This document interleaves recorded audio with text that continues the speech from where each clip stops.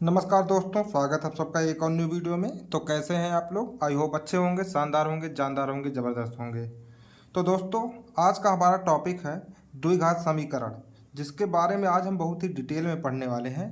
आप चाहे competitive exam की तैयारी करते हों या फिर आप नाइन्थ या फिर हाई स्कूल में हो, तो भी आपके लिए ये टॉपिक बहुत ही इम्पॉर्टेंट है। इसके बारे में आज हम डिटेल से बताएंगे। इसके बाद कोई इसमें डाउट नहीं रह जाएगा आप लोगों को।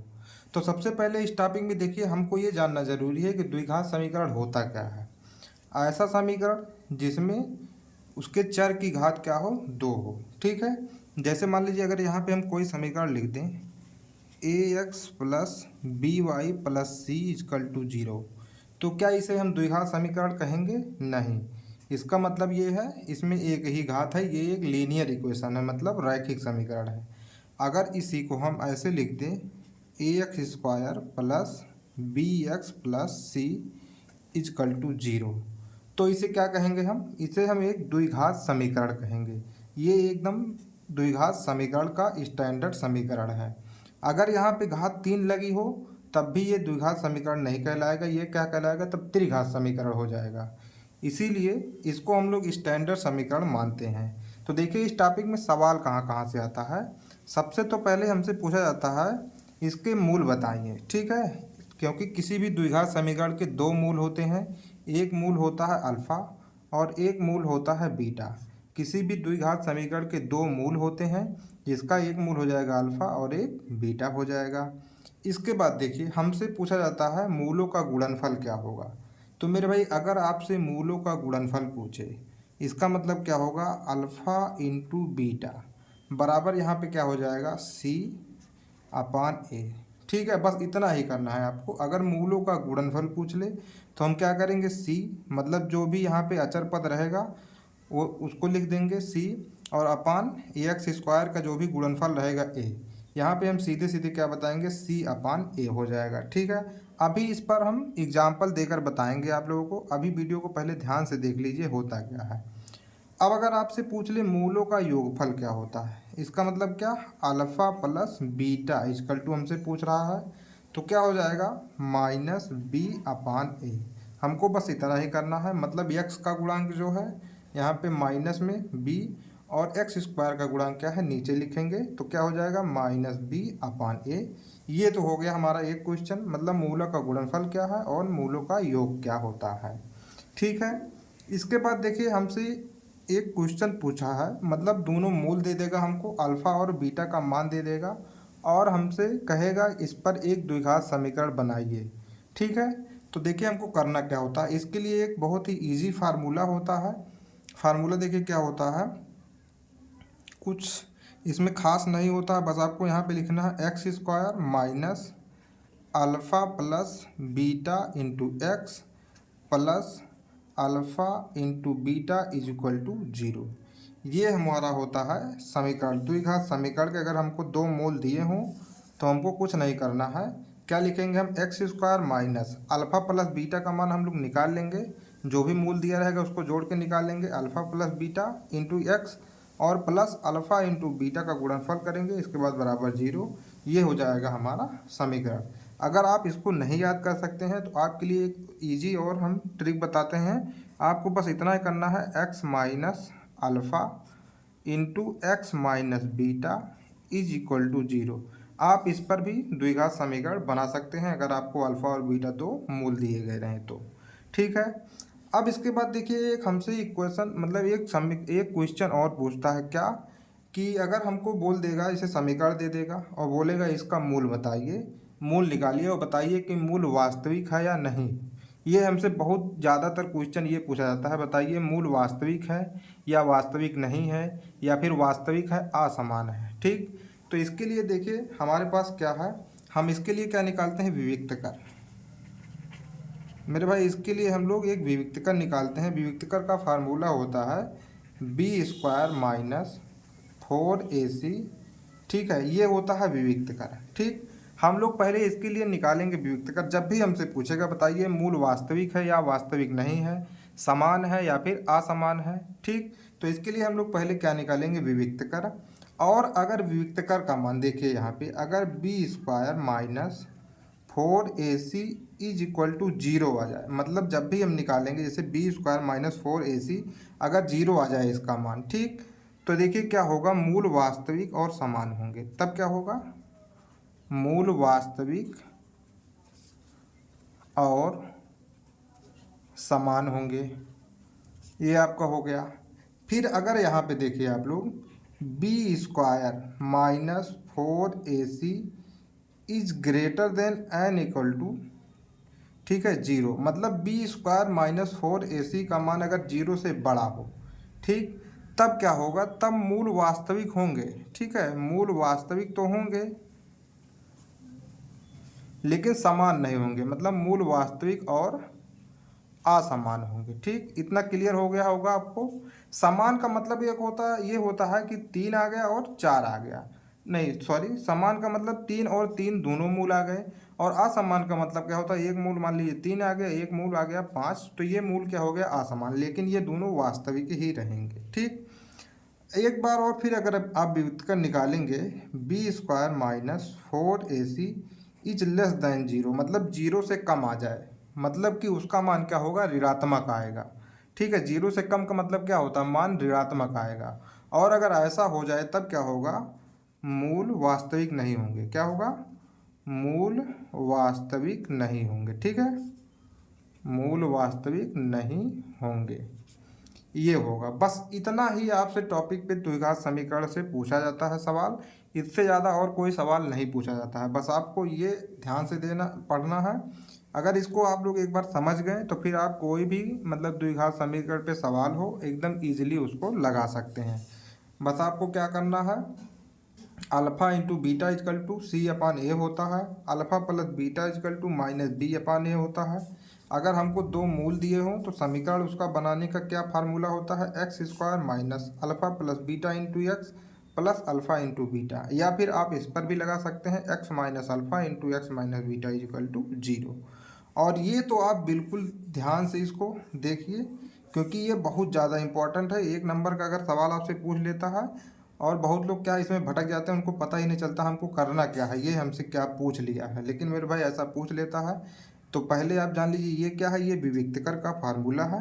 अगर विविक्तकर के इक्वल टू जीरो आ रहा है तो मतलब मूल वास्तविक और समान है, अगर विविक्तकर का मान जीरो से बड़ा आ रहा है इसका मतलब मूल वास्तविक तो है लेकिन असमान है, और अगर विविक्तकर का मान जीरो से छोटा आ रहा है तो इसका मतलब क्या है, मूल वास्तविक नहीं होंगे।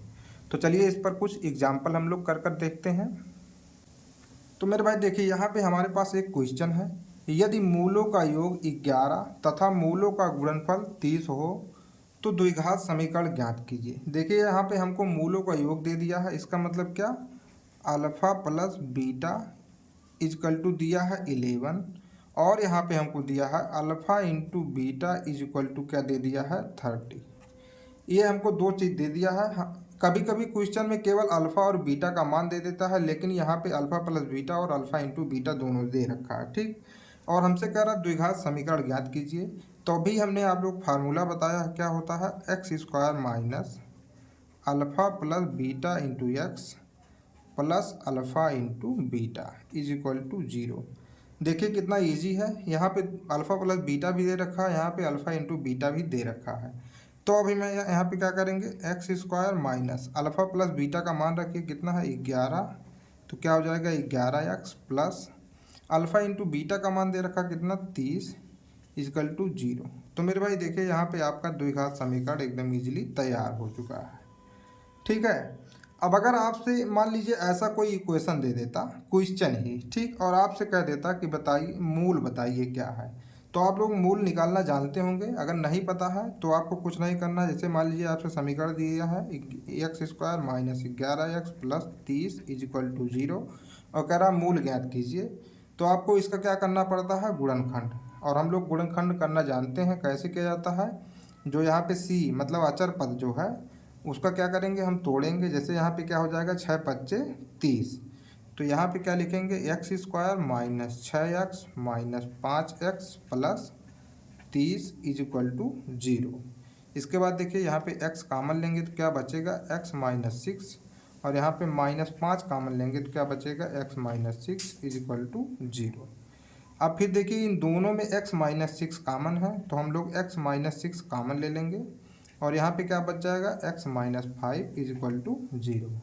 इसके बाद देखिए इसको बारी बारी लिखेंगे हम, x minus six is equal to zero, then x is equal to हो जाएगा सिक्स, और देखिए x minus five is equal to zero, then x is equal to क्या हो जाएगा फाइव।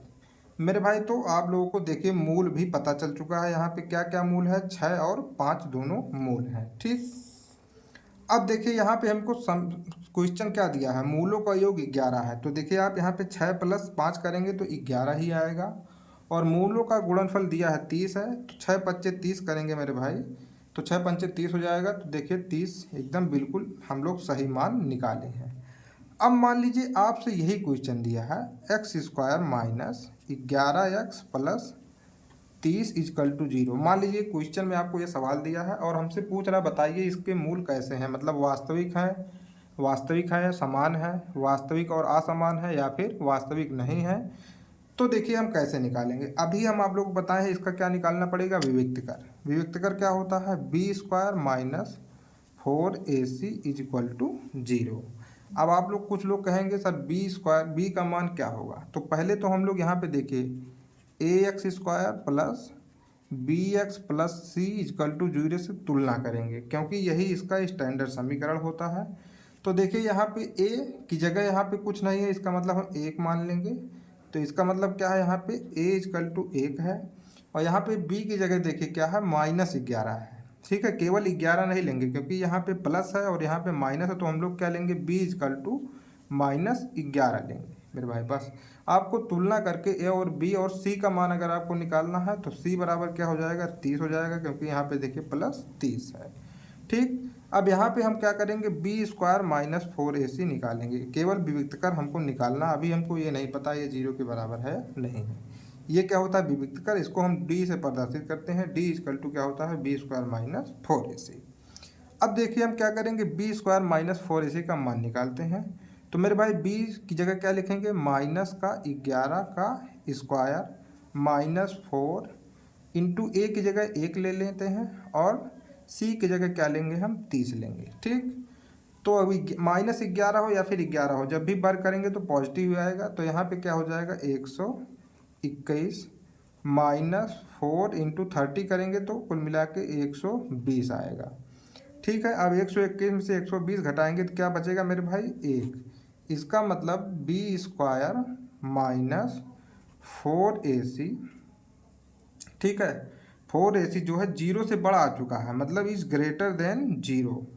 और अभी हम आप लोग को बताए हैं अगर जीरो से बड़ा है इसका मान तो क्या होता है, तो मतलब मूल जो है, मूल वास्तविक होते हैं, मूल वास्तविक और असमान होते हैं। ठीक है, अभी आप लोगों को हम बताए थे कि अगर बी स्क्वायर माइनस 4ac का मान जीरो से बड़ा आ जाए तो क्या होता है, मूल वास्तविक और असमान होते हैं। ठीक है, अगर यही जीरो के बराबर आ गया होता तो हम कहते मूल वास्तविक और समान है, और अगर यही जीरो से छोटा आ गया होता मेरे भाई तो हम लोग कहते मूल वास्तविक नहीं है। तो इतना आपको क्लियर हो गया होगा।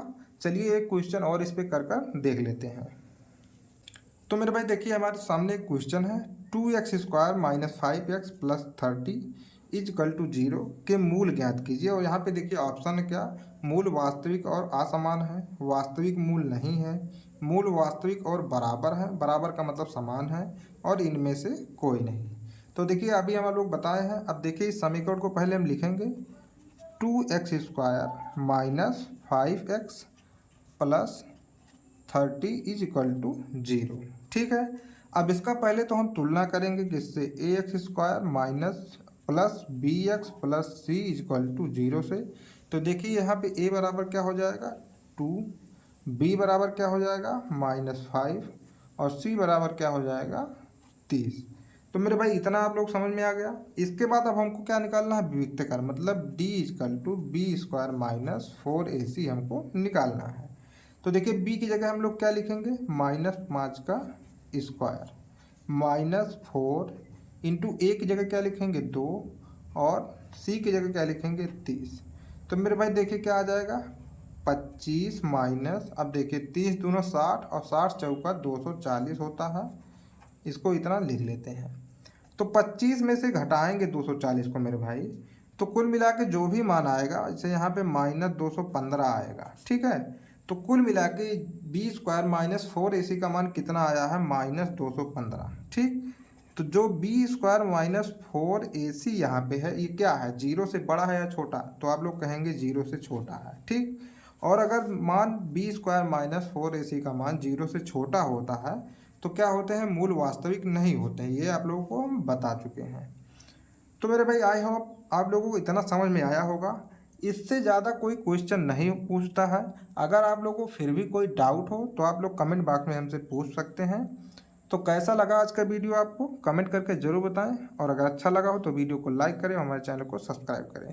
मिलेंगे कल फिर एक और न्यू वीडियो में, तब तक के लिए जय हिंद जय भारत।